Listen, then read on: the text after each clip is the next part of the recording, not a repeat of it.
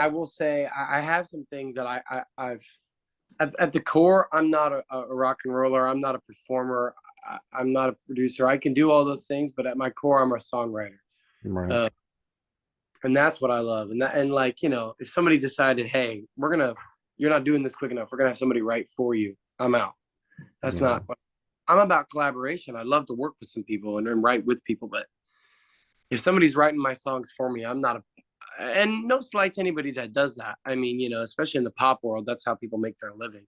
Right. So shade that way, but that's not how I want to do it.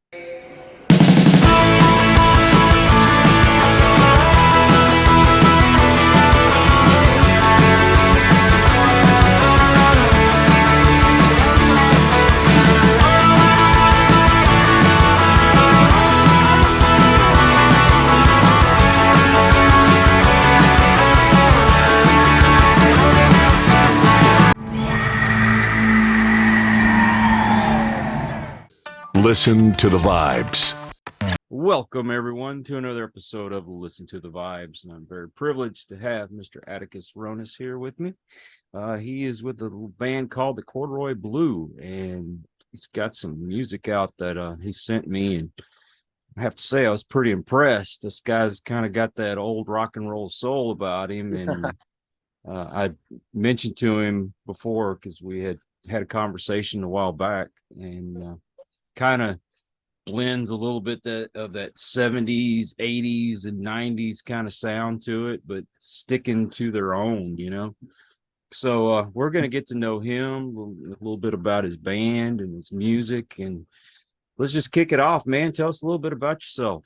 Right on, man. Well, thank you, Kyle, for that intro. That was really cool. And yeah, so it's me and my brother. We're in the Corduroy Blue, and yeah, just grew up on rock and roll, and I felt like we've done a few different iterations of, I've gone through different songwriting iterations and tried some different things, and I just kind of in COVID just kind of really got into, got back to my roots and what I loved, and it was Dylan, the Beatles, the Stones, Velvet Underground, Bowie, all of that sort of 60s, 70s stuff, and it's like, and we've talked about it a little bit off the air, Kyle, but like that's not happening anymore, and not in the pure way. There's some people who take from it here and there, but I really wanted to bring some of that back, and you could tear away all the guitars and all the everything, and there's just good melody there that is reminiscent of a certain time period. So yeah, that's what we're doing, and by the time this is out, we've released our debut record, and yeah, we're just playing shows and just staying busy, and we're at that prime time to just chase it. I'm early 20s, so this is the time to go for it, so. Now, if I remember the first time we talked, a lot of the influence you got was from your father. Right. Yeah, totally. I mean, we weren't allowed to listen to anything like unless it was in his CD collection. So we had like 8 to 10 options. You had ELO, Clash, Queen, AC/DC, the Beatles. I mean, that's essentially it. So, I mean, those records just got wore out. And in some way, I still don't get tired of them because it just reminds me of such a good time. But yeah, no, shout out to the old pops. He's also kind of the accountant, sort of just helps with the money side of things, just the business sort of stuff, because he owns businesses and himself here in the Atlanta area. So very grateful and lucky to have him on our team, and just can't play a lick of anything, but can really hear a good tune when he hears it. So big ups to him for that. Well, I've noticed something lately. And like we went to the river, and while we were out there, it's in a college town. Texas State University is right down the road. And there were kids out there that were sporting things like mullets, and some of them was listening to some of that older music. And I'm catching a lot of bands that are kind of going back to that tradition of actually playing their own instruments and pulling up that old music again and getting away from that mainstream of computer generated stuff. Right. Totally. Yeah, it's been weird. I've kind of even seen it happen myself. Like I'd say the 2000s kind of brought upon the synthesizer, and I love like Kid A by Radiohead comes to mind. Like when I think synths are used in a really cool, unique sort of way, I find it to be really endearing. And I mean, like, I love 80s new wave and synth music as well. So, it's not to say that some of that stuff isn't really cool and really well done, but to your point, like, I feel like in the 2010s and early 2010s, like, everything was just so computer generated and soulless, and in the sense of, not everything, I feel like that's a bit of an exaggeration, but I just felt like there was what we're talking about was missing. And even when we started making music around 2017, like, that just wasn't, what's happening now wasn't happening. And so now you're getting bands like Greta Van Fleet and these sort of like rock and roll bands again. And there's tons I can think of. There's a new one, not new one, they've been around since 2012, but Turnstile just hit it really big. And they sound like Jane's Addiction, Rage, and who else? Third Eye Blind's debut record on this record they just put out. And yeah, there's something happening right now. I think everybody's just sort of, it seems like culture kind of stopped progressing, and it's like we just go back in time now for all our culture, like whether it's fashion or music or cultural references. Even it seems like we just have an infatuation with nostalgia right now in our age, because I feel like social media is just so advanced. And so I don't know, it's weird. It seems like social media is calling for like a nostalgic revival, which I find really interesting.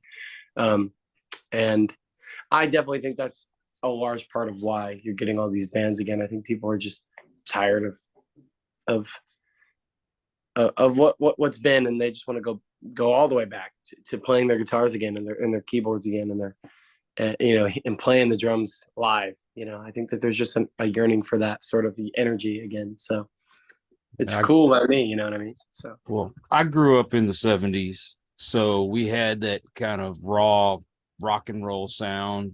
Right. We still loved all the 60s stuff, but the 70s, your Bachman Turner Overdrive and Foghat and Kiss and all these cool bands. And then we saw the surge of new wave and hair metal and whatnot.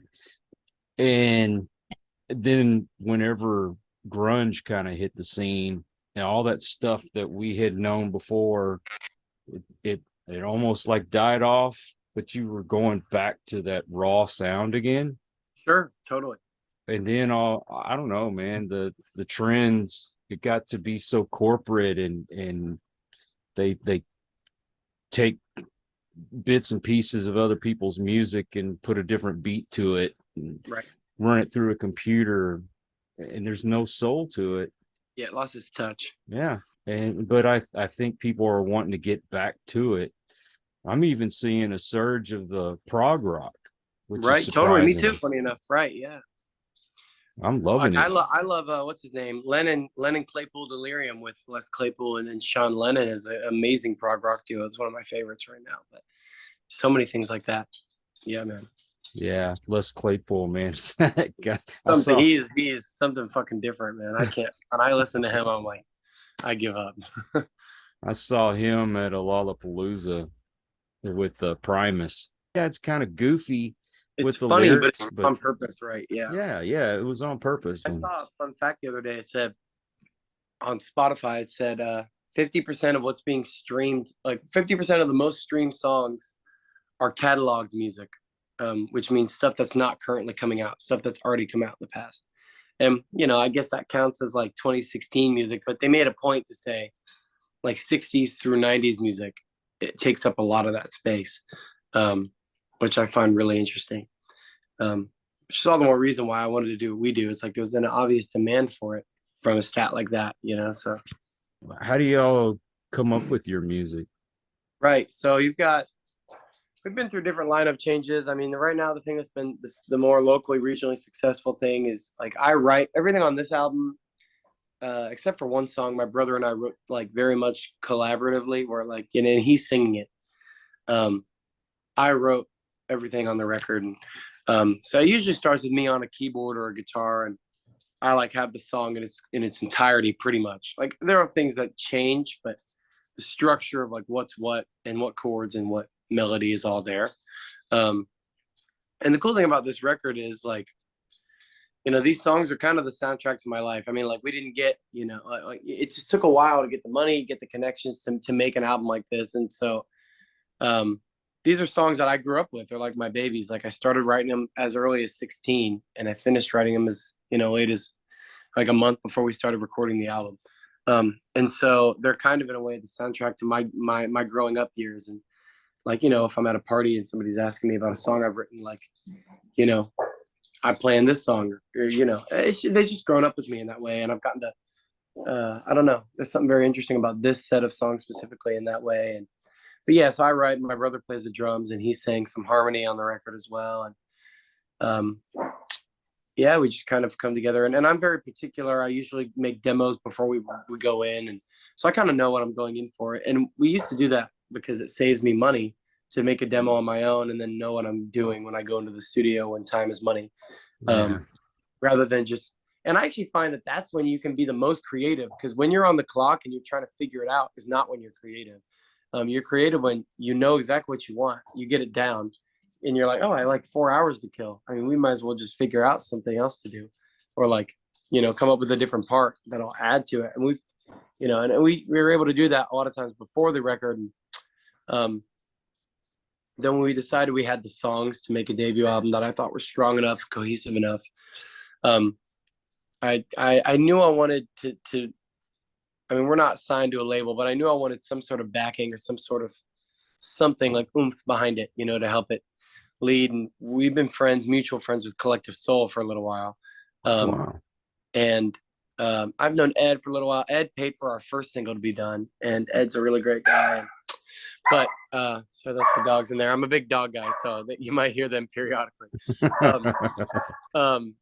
But we had Will Turpin, the bass player, kind of hear the songs, and he really took a liking of every other member of Collective Soul. And he owns a studio, and it just worked out really well that way. So he ended up kind of signing us to a production deal with his studio, and that was that. And he was able to cut all the production costs and really help us kind of push this thing. And so without him, a lot of this wouldn't have gotten done. So big thanks to the bass player of Collective Soul, Will Turpin, for sure. I think your dog wants in on the conversation. I know, literally. I'm trying to figure her out.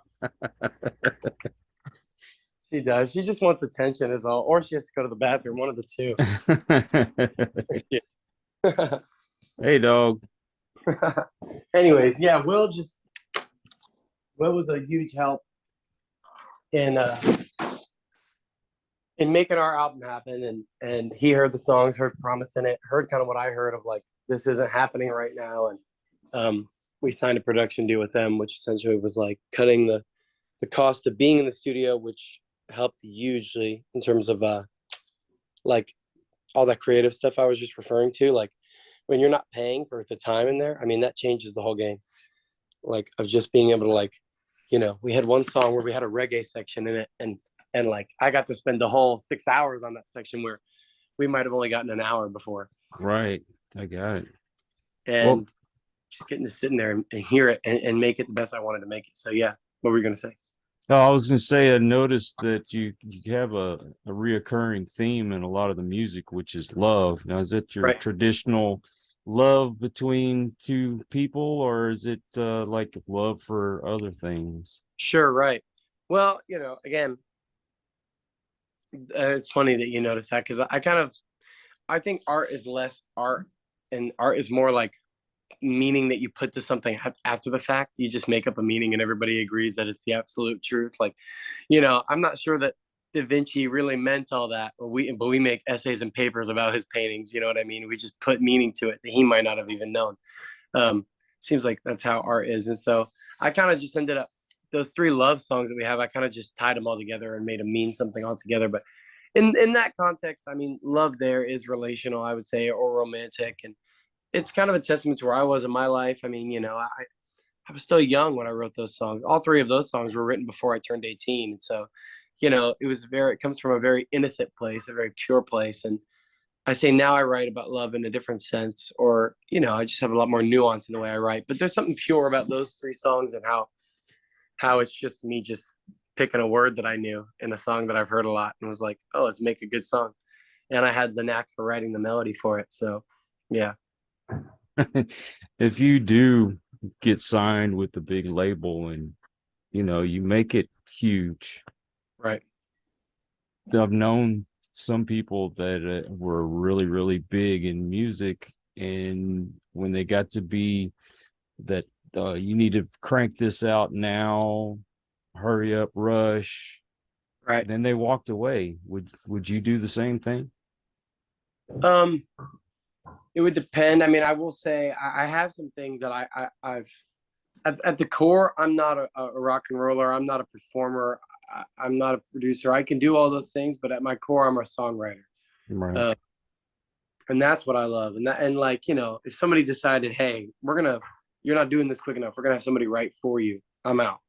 That's Yeah. not what I'm about. Collaboration. I love to work with some people and write with people, but if somebody's writing my songs for me, I'm not a and no slight to anybody that does that. I mean, you know, especially in the pop world, that's how people make their living.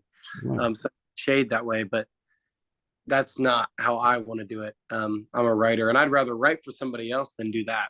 Um, and so, yeah, I mean, it's one thing to be rushed or whatever. I mean, we've already got. I mean, literally, I'm just a machine writer. Like we've almost got 400 songs before I'm 22 years old. So like, I have no problem writing songs. And so if they're like, you know, I'm just gonna go through the list of 400 till they find one they like. You know, like like I don't have to rush anything. You just sit and listen until you like something, and then we come up with it. And so because of that, I'm not too worried about all that. But I mean, I think the context there is I don't understand why people. And I've run into this a few times. Like we've had some interest from different people in different things, and they'll like one part of what we do, but then they want to change the rest of it. It's like what? That's not you should, in my opinion, you should sign somebody or partner with somebody that you believe in their vision, like you believe in what they're doing wholeheartedly. And not to say that things can't change or things can't improve, but you know, I wouldn't sign anything until I was sure they liked us for us or my vision for my vision, not like they could turn me into, because that's where it gets dangerous, I think. And you got to be upfront and communicate about all that. Well, I mean, unless you're a Paul McCartney and John Lennon who could, you know, write a song in your sleep, Right. You know, not a whole lot of people just can crank out music that quick, but there are those who can. Right. I just know from my perspective, and so I'm not, you know, anybody big and famous by any means, but Right. when I do my artwork, every once in a while somebody will want me to do something for them, and I can put out some pretty good stuff. But if it got to be, you know, more of a job than my joy, I'd walk away. Sure. Right. As you should. And there's definitely that. And I think that that's where it comes down to is my line there is if I don't write songs, it would become a job and not a joy, and I'd have to leave. As long as I'm writing my songs, I think it's always going to be a joy. And I don't want to write, and I won't, if somebody makes me write songs that I don't want to write, then I'm not going to be an artist anymore. I'll make money writing songs for other people who want to sing those songs, you know, but I won't sing songs that aren't mine. I think that's where my line is. I don't think it would be fun for me anymore. It's just something about being forced. It leaves you unhappy. Yeah, right. it leaves Yeah. you unhappy. Right. Yeah. No human being wants to be forced to do anything. I mean, think how many times that's happened to us in our life. You know, nobody wants to be forced to do anything. That's the whole point of art too. It's supposed to happen when it's supposed to happen. And it's so ironic. They're like, oh, give me another, you know, our song before this album that was pretty locally big was Gimme Love. And we got a lot of interest from that. People were like, write me another Gimme Love. And so I went the exact opposite and made the most slowest piano ballad that we had. And it was just me being like, I don't really care. Like, I can't, I won't. As long as I'm in control of what I want to do, I won't do that. Because I don't want to repeat myself and I want to enjoy this. And sure enough, we released that piano ballad. Ed Rowan from Collective Soul got interested because I did the exact opposite of what the first people wanted me to do. And so it's just about going with your gut.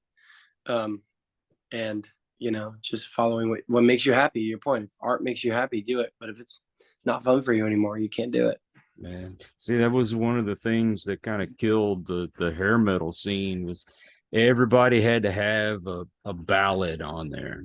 Right. And you know, sometimes you feel like writing a ballad, and other times you just want to write party music. To be forced to write one, Yeah. you're not gonna have a good ballad, right? Like if you Yeah. want to write a ballad, if you're Elton John, that's in your blood to write a good fucking fucking ballad. But if you're like, I don't know, like we were talking about Quiet Riot earlier. Quiet Riot didn't want to make a ballad. They shouldn't have to write one.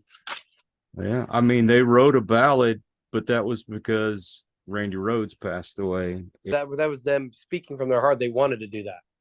Name of the band is the Corduroy Blue. Right, the Corduroy Blue, right? So I think it's a cool name. But how'd you come up with that? Yeah, well, we were like I said, we were in a couple different bands growing up, and I've always liked the color blue. It's kind of been a theme in a few of the different groups we've been in, and so I really like the color, and then I wanted I'm glad you said the Corduroy Blue, because the to me, like, it's not Beatles, you call it Beatles music, but it's the Beatles, or it's the Velvet Underground. It kind of makes a statement,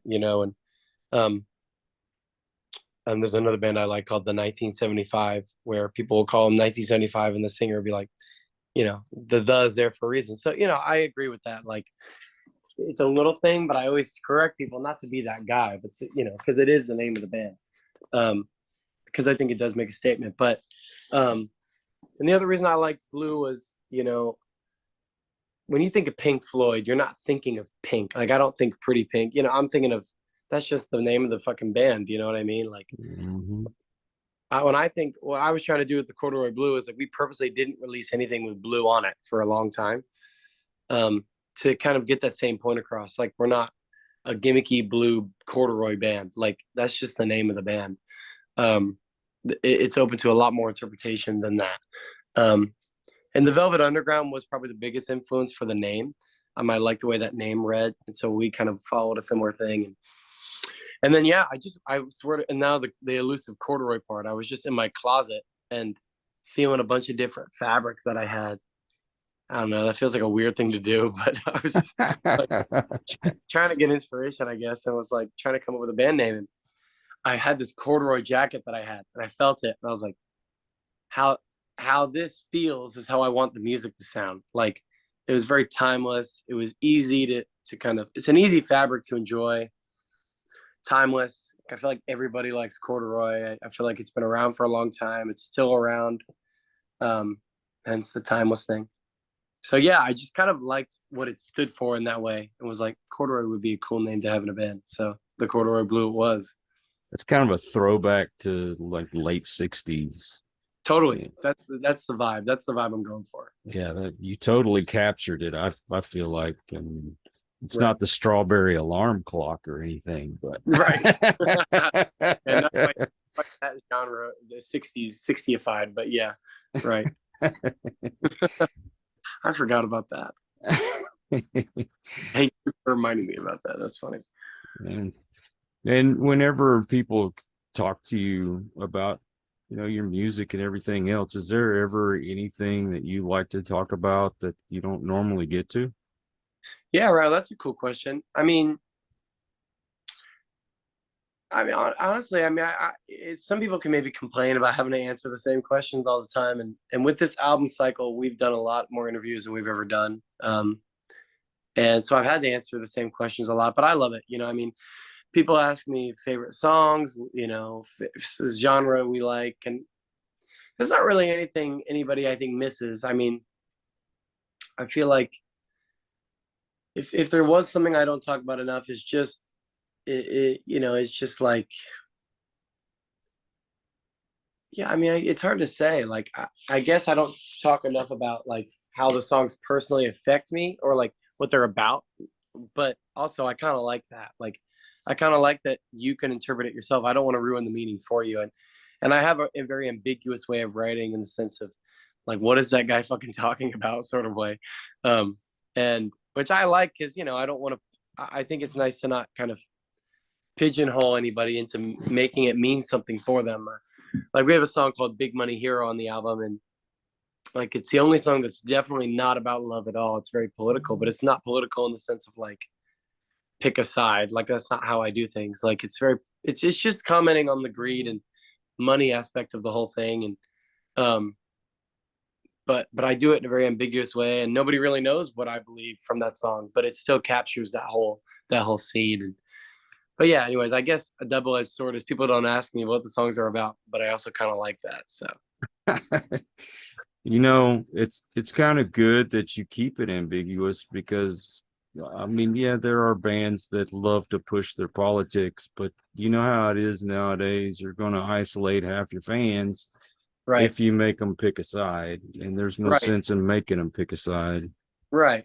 And I mean, live, if I feel compelled to say something when I'm playing that song, I'll say it. And if you don't like it, I'm sorry, but when it comes to my recorded music and what stands to be on the tape forever, I try and keep it in the same way the Beatles were. Like, I mean, John was extremely, and John did get more political in in the 70s, but like the Beatles, they had beliefs and they had opinions and they would talk about it in interviews, but it didn't come through in their music all that much. Not because I think they withheld it per se, but it was just like, honestly, it was honestly hidden in a lot of tracks. Like, I can't think of them now, but I mean, there's lots of songs that they had that they wrote pretty ambiguously, or they hid with a lot of that colorful, flowerful meaning in that colorful imagery. And I like that. I like that some, it's like, how at like some of those real like Southern rallies, they'll play Fortunate Son by Creedence. And the whole point of that song is like, I'm not a fortunate son. I'm not like anti-war. Essentially, that song's anti-war. And I just think that's ironic. Yeah. But I think that's brilliant by Creedence in the sense of you made a song where you said something, but it was ambiguous enough to where even the people who are not supposed to be your target audience can still enjoy it. I love that. Even if I'm not going to be at a Southern rally, I love that you can make a song, still get your point across, and it seems to not offend anybody or make anybody too upset. I think you're going to offend anybody speaking the truth at some point, but if you can help it, and also get your message across, I think that's a cool win-win scenario. Yeah, I try very hard not to push that line because I want everyone to feel welcome to come here. The whole point is to try to bring some positivity into people's lives. Right. And I can't help sometimes, my beliefs will come out in the things that I say, but right. I and that's okay. It's about how we all respond to each other in that. I think you should be allowed to say what you think, It's the funny thing is you can say something that you wouldn't think would be controversial at all, but for some reason people will find it controversial. Yeah, that's the name of the game, right? Even when you're careful, people will find a reason just because they want to find a reason. Right. So, that's why I just stick to the music most of the time. But, I will say something when something is important. And again, people don't like it. I just think that's the worst part about the whole thing is there's no benefit of the doubt given. Like, just because somebody has an opinion, even if, whether you're friends with them, acquaintances, you seek what they're getting at or who they are as a person before you attack one little thing they said that you disagree with, I mean, I've had people on my show that were totally opposite from me as far as politically goes, but we found so much common ground that it didn't matter. And right. I think that's the way the world needs to be, instead of this, I've drawn a line and you don't cross that line. That's right. No way to be. It's all so politicized and so media publicized and politicized. It's in the sense of like, I mean, I'll be honest with you, and this is no way in my shape or form really my belief, but the truth is like, whether take COVID, whether or not what your stance is on it, the fact is, if somebody just started, some news outlet just started talking about it again, we'd all find it to be a big deal again. It's just crazy how that works. Like, I'm not saying that it was or wasn't a big deal at certain points. Obviously, it was, but I just find that interesting. Of like, or the what's it called? The elections. We just had midterms over here, and like, if you're, like, let's just say somebody stopped campaigning, everybody stopped campaigning before the midterms. Nobody would ever do that. But the point is, it's just all controlled by the media. Like, the midterms would still be going on whether somebody was campaigning or not. But there's just so much emphasis on media, and like we get all our information that way without actually figuring out what the truth is. I just find it really interesting. The hard truth is, as long as we're bickering with each other, the politicians get their way. Yeah, and the media, they're sneaking behind. They're the real culprits, and they're just sneaking behind. And that's kind of the whole point of that song I was talking about. I'm excited for you to hear it now that we've talked about it a little bit. But it's called Big Money Hero, and the point is me calling the politicians big money heroes. And like essentially the whole song is like from the perspective of one of them. I'm singing as like sort of villain in the story of just how they somehow just get to sneak by while we all argue with each other. Yeah. You know? Yeah, they come in making $150,000 a year, but they come out as multimillionaires. What the hell? Right. It's insane. And for what, really? Like, And that's both sides of the fence. right, no doubt. I want people to be able to come on here and feel comfortable. That's why I Speaking don't push the line. And Right. and you will have those interviews where you're going to repeat the same thing over and over again. I like for folks to be able to kind of jump outside of that for every once in a while. Well, I And mean, in doing that just now, we did it, Yeah. just, I mean, I had to speak on some of that in an interview. So just kind of happens, ebbs and flows that way. right. And what do you like to do outside of music? Right. Well, music. No, I'm kidding. I mean, life kind of happens, man. I work, everybody's got their day job, night job. And, as you get older, it seems like I don't know what happens. You just start to forget about some of those things that you do outside of your main thing that make you happy. I love playing basketball and staying active, and I love poetry and just all that stuff. But, once your adult mind is fixated on doing something or accomplishing something, it seems to be that's all it cares about. So, but my mind is like always on music. I think it would be a nice exercise to sort of relax on it sometimes and just enjoy other things. I mean, I think life is so abstract, and we try and make so much concreteness out of it by making a passion, getting a job, getting a significant other. But it really is such a fluid thing. You could fill it with whatever you want. And honestly, it's a good challenge. That question was a good challenge for me to do some of it. Like. Let's see if you can see this behind me here. I don't know if I can. I also love this. This is my record collection here. Oh man, you're gonna make me cry because I used to have a collection like that, and through the years, I, like an idiot, got rid of them. Right. And I love it, man. I worked at a record store, and it's so you've got the country western here. I think my dad's records are on the bottom there. You got soul and jazz right in there. All the weird opera stuff that I like, classical music, and some stuff I got to file. There's Incesticide by Nirvana right there. Some of the rare stuff up there. I worked at a record store, if you can't tell, the way I organized it all. That's like some of the 90s and now sort of deal. Some of my favorite records, and then that's just all classic rock down the line. And then you got some CDs right there. Yeah, I mean, that's definitely I find it different than my passion for music. It's just records. Like records is its own thing. Like records is its own community.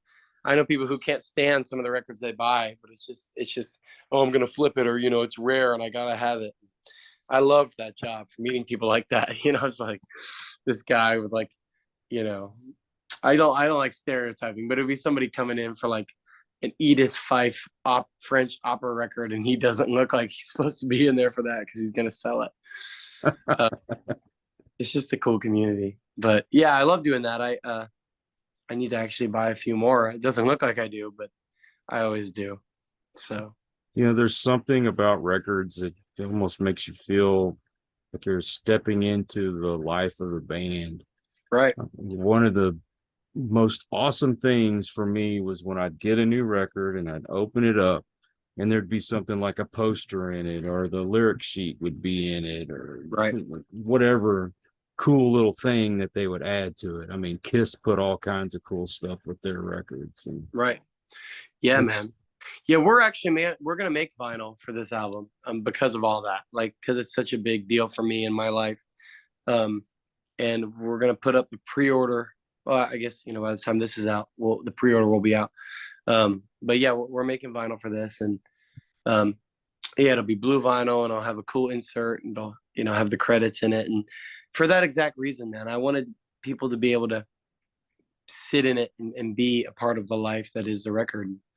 Also a good way to make money. I mean, people just seem to just want to buy it, support it, and have it. And, to have it in their hands. It's like I said, we're in almost such a post social media world. Like people almost, I don't know if this is kind of a hard thing to explain, but like pre social media, you were online, you were taking in the world as it was. And then when social media came out, all you cared about was the online perception of the real world. And that became so prevalent. And then now with the whole rock revival and the whole nostalgic clothes wearing, it seems like we're so involved in social media now that we almost like ache for a way to get out of it. It's like it's a strange thing. Like even kids my age, like we make a huge deal. We romanticize like looking up and seeing a tree and taking a big breath. Like it's really funny. Like I just see these girls that I follow. They're like, just go take a walk out in the rain today. Like just like romanticizing humanity in a very interesting post social media way. And I think it's why vinyl is back and doing really well, because of that sort of post social media world where we're like aching for a way to feel like we're back in humanity again, which is a good sign. Yeah, when we go to the river, I purposely forget to take my phone with me. Right. That's something like freeing. It's like you got released from prison. Right. It's literally crazy, and it's a prison that we put ourselves through willingly. Yeah. Honestly, and I know it probably sounds bad because a lot of us have to rely on social media to get the word out there. Right. If it weren't for the show and trying to get my videos out there, I wouldn't have social media. I don't really need it. You're right.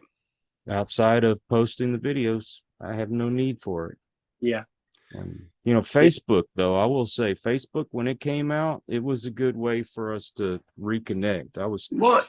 Right. 10 years out of high school, and we were having our first reunion. That's how we all connected, was through Facebook. And that's a cool thing. But outside of that, I mean, it's weird. It's a double-edged sword. Like I really can't be one to say that I hate it, because a lot of my friends I have made and a lot of the really cool experiences I've gotten to have in my life, like just playing certain shows. I mean, a lot of my music career wouldn't be possible without social media. I mean, the amount of people I've been able to meet and the amount of people that I've been able to hit up and just didn't expect a response. Like Devin Allman, for example. I hit up Devin Allman about one of our singles and just didn't think anything of it. And sure enough, he responded. And like we've met a few times now, and he shares our music with people. And Fred Armisen was saying that way from SNL. I said, just see what he would do. And he responded and said something really nice. And, that doesn't happen unless you have that. It's true. And so you're a knock on the door virtually away from anybody in the world.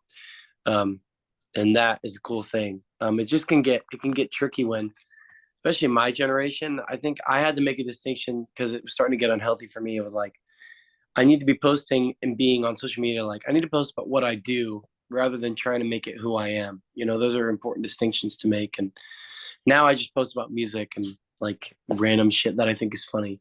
But I can't be like trying to create who I am on that. I mean, you'll drive yourself crazy. Yeah, for sure. Well, I take that back. I do use social media to contact people to come on the show. Right. But it has to do with the show. I really don't care about posting what I had for breakfast and all that. If I go to a concert, I might take a few pictures and say, hey, like we were at Stevie Nicks the other night. Hey, we're here at Stevie Nicks, or just to check in. Yeah, or hey, we're in Tennessee, or we're in Ohio, and that sort of adds all into your show. Like if you're a music guy, you're into music, and not saying you specifically only do music on here, but like you're a music guy, you like music, you're gonna post about shows you go to. It's continuous with what you do,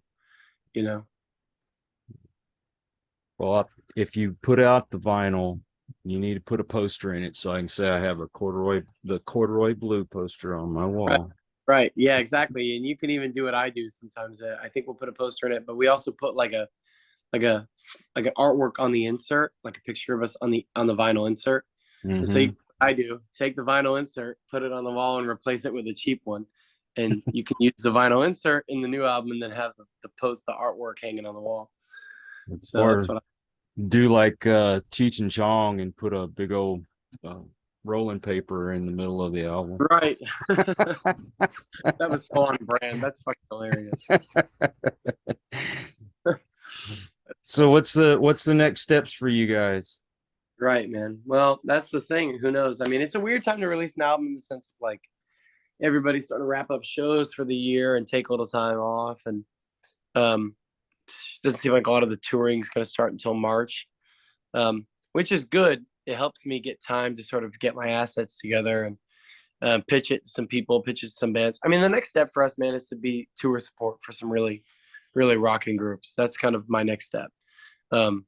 Is to use this album as like a launching pad to get with a booking agent, get with some management, and be like, hey, like, who are we a good fit for a 2023 tour, and do some shows around Atlanta in the meantime. But at the end of the day, man, I mean, there's going to be some luck involved. We have to, the album will have to catch some sort of niche or some sort of fire, to get all that going. There's lots of intangibles. I could sit here and talk to you all day about different things I want to do, different ideas I have, and different things that are in the works and whatever, but none of it really matters if the album doesn't catch fire. It either does or it doesn't. We were talking about that with Big Star, I think, last time we tried to talk, and it either does or it doesn't. And I'm having a hard time, but a good time, taking away my personal worth and my personal value from the success of this record. I think it'll do well, especially in the community and regionally for sure. But I think that the pop rock community, the power pop community, will really gravitate towards it and enjoy it. But worst case scenario, it doesn't. I gotta still be able to move on and say, let's try it again, try something else. Because I can't not do music. I'll find something else to do in the industry while I make whatever else is needed. It's just a matter of keeping your head up.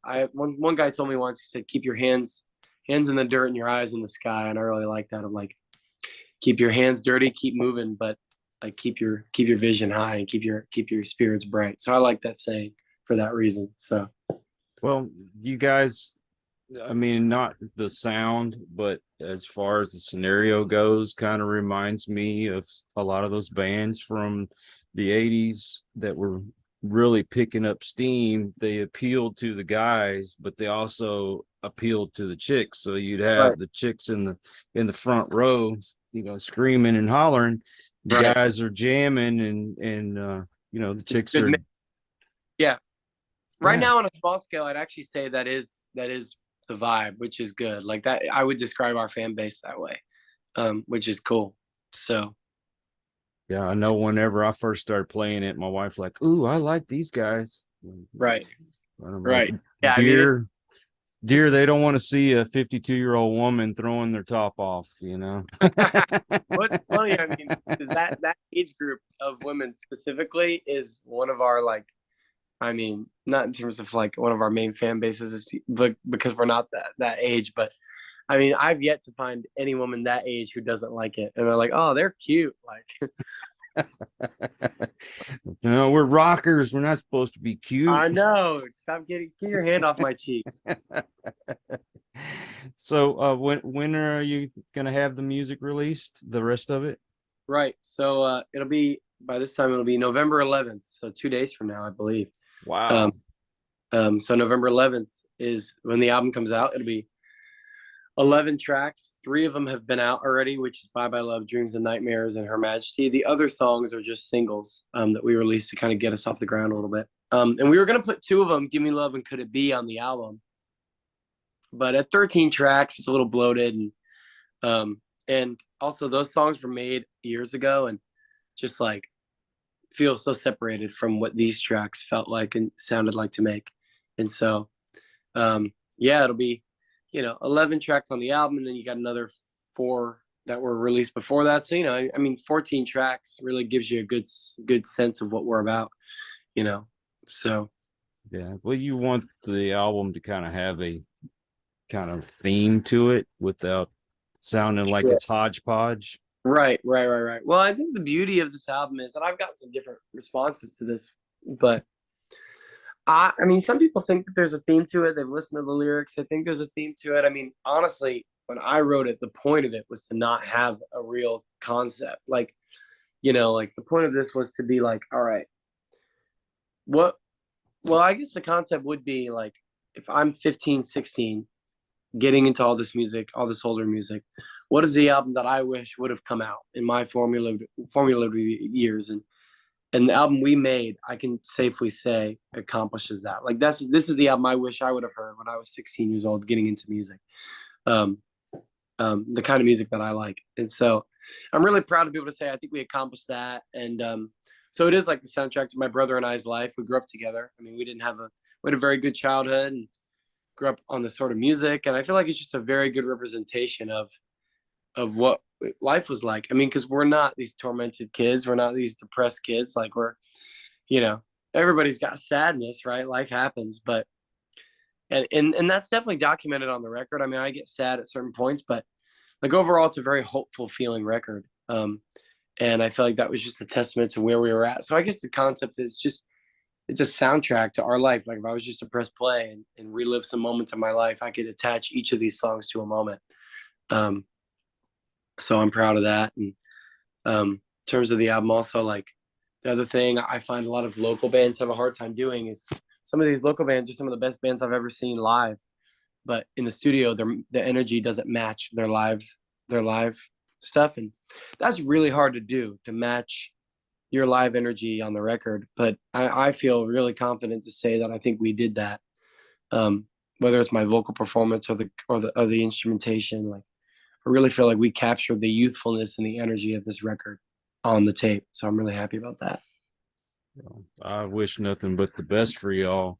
Man, I think you've got a good thing going, and I want to see y'all move ahead. Right on, for sure. I'll make sure we'll bring Kyle along. Where are you located? I'm just outside of Austin, Texas. So see, Right. y'all need to get into South by Southwest. I know, I'm trying. I reached out to him. I submitted. I've got a few homies who played it last year, trying to hit them up, see what they did. So we'll see. Again, having the album out helps a lot. Having like a body of work to be like, check this out, I think is helpful. But yeah, man, I appreciate your well wishes, and we'll definitely try and get to Austin soon. Maybe you can come out and see us play. That would be a blast, man. I'd love to. And do y'all have a website? Yeah, it's just on everything. It's the Corduroy Blue, and then our website is just www.thecorduroyblue.com. And yeah, I mean, all the social media outlets except for Twitter. I think me and my brother were trying to be stupid on Twitter, so it's called the Corduroy Boys instead of the Corduroy Blue. That was us just being stupid, but yeah, I mean, you got all that. You got the Corduroy Blue on Spotify, Apple Music. Try and keep it simple. Just it helps that that's a pretty unique name, so we can kind of have it all to ourselves. So I think you have a link tree, right? Right. I can send you that as well, but I think I sent you that. Yeah, you sent me the link tree. I'm going to put that link up as well, but I want to put the website and your social up there. But yeah, I'll send you. Cool. Yeah, and then I'll send you the songs too. You can put something in here. Yeah, I'd love to get a clip and put it in the intro. I think people would love to hear that. Right. But Atticus, man, this has been wonderful. I appreciate you spending time with me today. I had a great time, man. We talked about COVID, Quiet Riot. What have we missed? Chicken and dumplings. Right. Yes, exactly. Next time. Well, thank you. And I also want to thank all of y'all out there. If you are new to the channel, I appreciate you stopping by. I hope we did a good enough job for you to come back, and please hit that subscribe button for those of you who are my regulars. And without y'all, I wouldn't be able to do this. So until the next one, everyone, please take care. Be kind to one another. God bless and peace.